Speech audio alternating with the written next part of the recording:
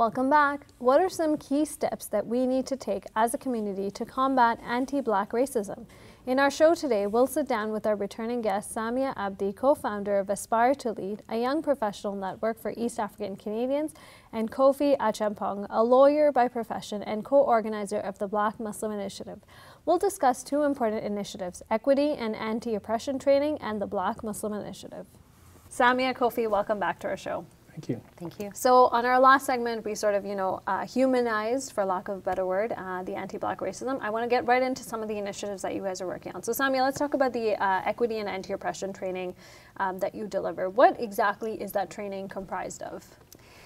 So this is the model that I actually use is that of starting with from a place of awareness to reflection to action, okay. and grounding a lot of the work in mindfulness. So we start off often with first of all bringing this issue to light, and it's kind of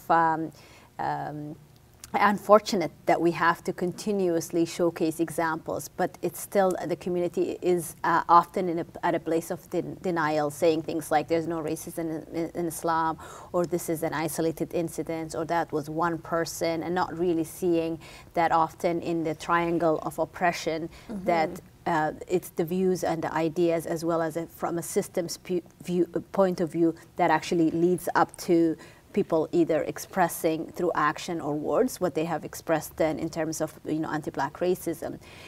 So we start from that place of awareness, and what we hope to walk people through is once that people are aware, they have an opportunity to reflect on how they have either experienced or actually been party to some of the oppressions that are happening within the community. And then finally we walk them through a place of action, and hopefully recognizing that we all have a degree of control and influence. And sometimes there are things that might not be within our direct control, but we might know people in places of power, and so therefore we might be bringing influence that mm-hmm. way. So even if as a mother, what kind of conversations are you having with your children? What kids are you telling them not to play with? If a Black sister walks in the masjid, are you greeting her with the same way that you would greet your Arab and South Asian sisters? And same equally then, if you are at a place of power and you're sitting at a board, are you looking around and seeing who's not at the table? If you are at an imam, are you looking at your congregation and you're seeing who are you missing from that? If you're doing a Sunday school, what are the Qur'an, like what are the reciters of the mm-hmm. Qur'an that you're recommending for the children? What are historical figures that you're highlighting? Are any of them Black? And are you weaving in, Black Muslims in the history that you're teaching? It obviously sounds like a very holistic framework. Now, have masajids and other organizations, have they been adopting an anti-oppressive lens?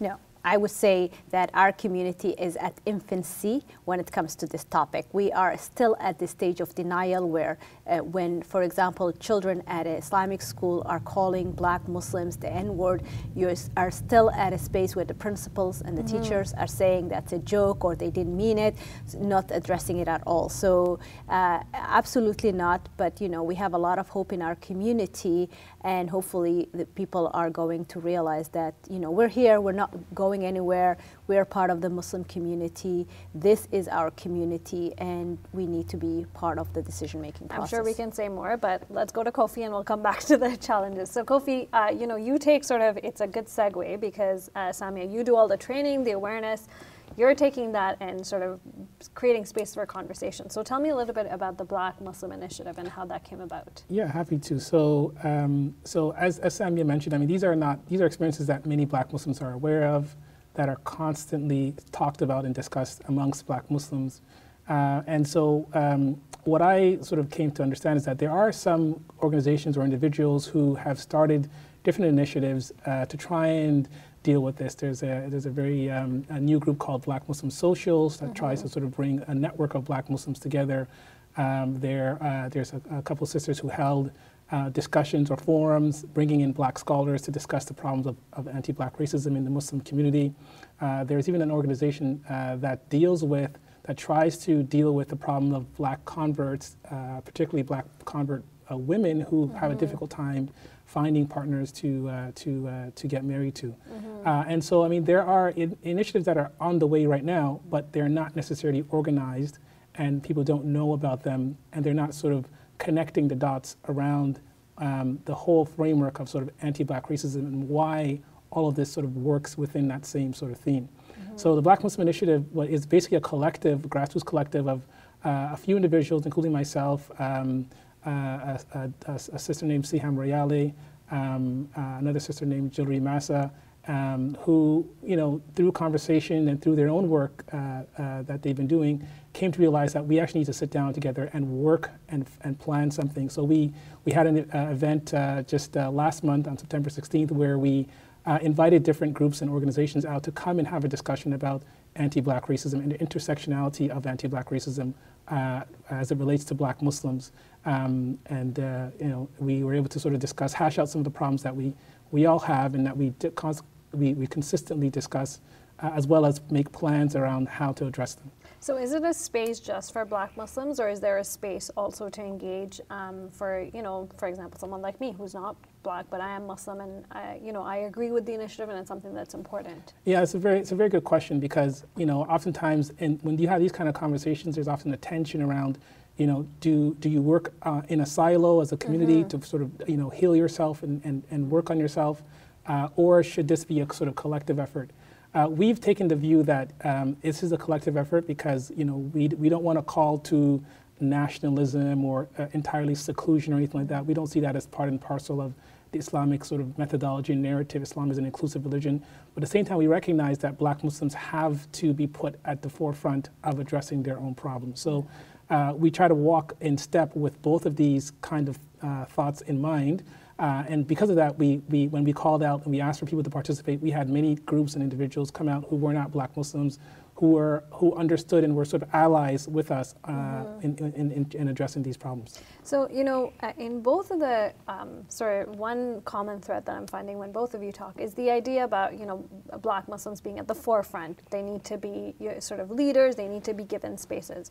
So where do you draw the line in terms of, engaging with them and giving Black Muslims a space versus this idea of tokenization, where an organization could very well say, I'm looking at my congregation and there are a few Black Muslims, I have a board, and I have, one or two people on the board. So where do you draw the line in terms of actual Black Muslim representation versus just tokenization?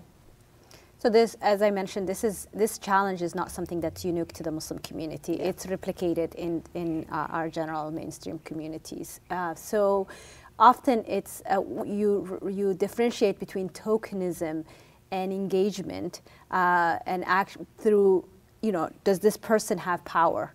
Are they here because they actually have, as well as having the voice and the lived experiences of oppression, but are also bringing in real value to your organization. So often people think that it's one or another. Like, I'm going to either have an accountant or a Black person on my board. Gotcha. While you can have a Black accountant who is excellent and brilliant. Yes, you can. Yes.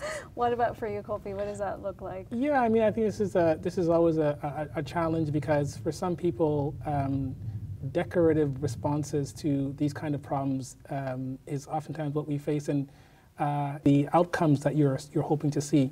Is there a continuous lens of analysis that takes into account, who you might be excluding, and that should include the Black Muslim community as well. What are some of the other challenges that you've been facing in terms of organizations being responsive to your work?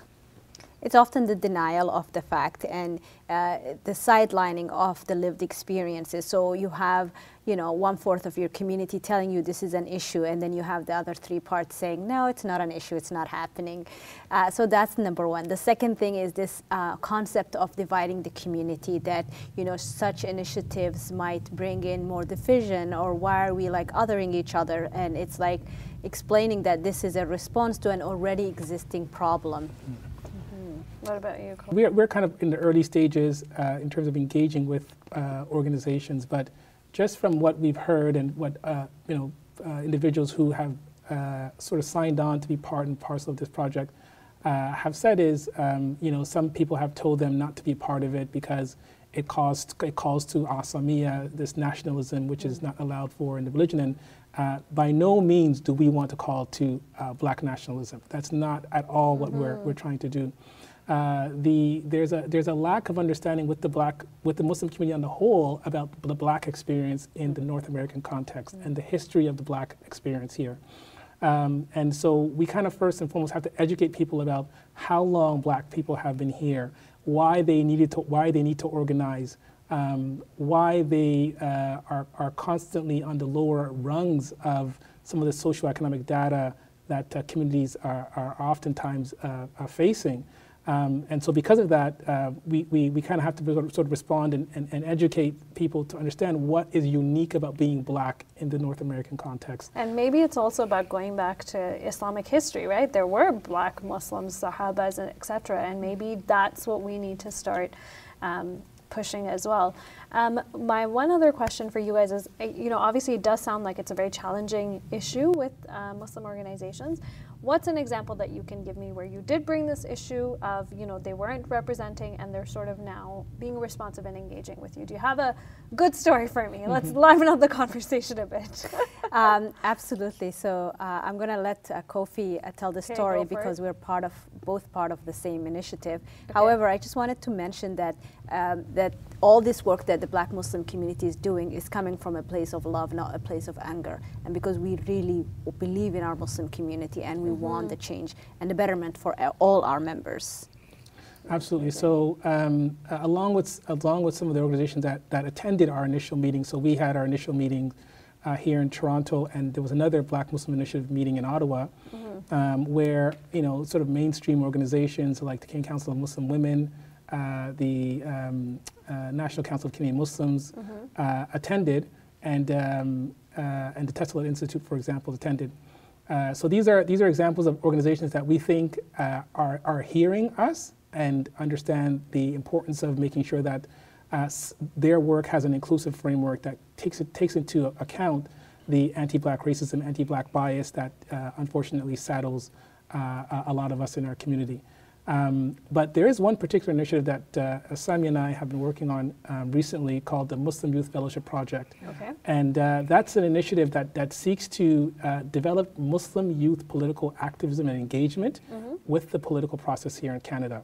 And because we were involved at the very early stages with developing this project, with developing its goals and objectives, we were able to sort of bring into the conversation the need to empower Black Muslims as well as, and in particular, Black Muslim women who, when it comes to positions of leadership, are almost nowhere to be found. Yeah. So we made sure that was something that was put on the table very early on with the rest of the folks that we were working with, and they agreed, they understood the importance of that to the collective well-being of the Muslim community as we build a political force here in this country. And because of that, we have quite a few Black Muslims fellows.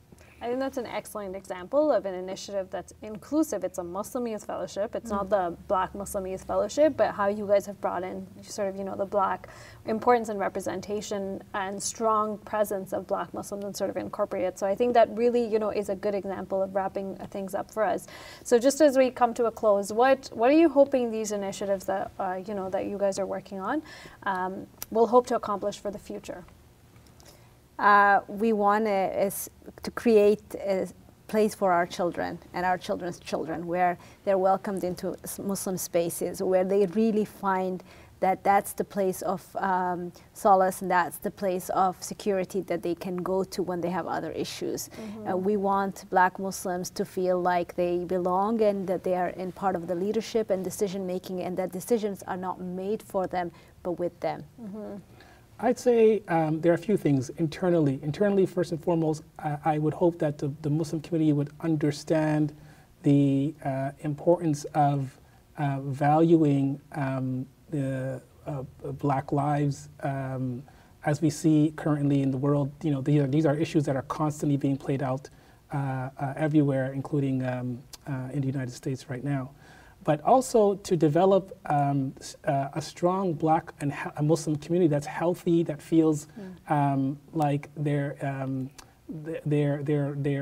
accepted within the broader Muslim community, that feels empowered, and also that feels like they can, as someone who comes from that community, to empower myself first and foremost, and then go out and sort of preach or bring the message of Islam to the broader Black community that unfortunately doesn't know much about the Muslim community. I think you guys gave us, good practical examples to start addressing this issue. So thank you both so very much for coming on the show. Thank you for having us. Thank you. Hey YouTube, we hope you benefited from this video. If you liked it, or if you didn't, let us know in the comments below. And if you're interested in learning more, check out some of our other videos. And don't forget to subscribe so you can get new videos every Monday, Wednesday, and Friday.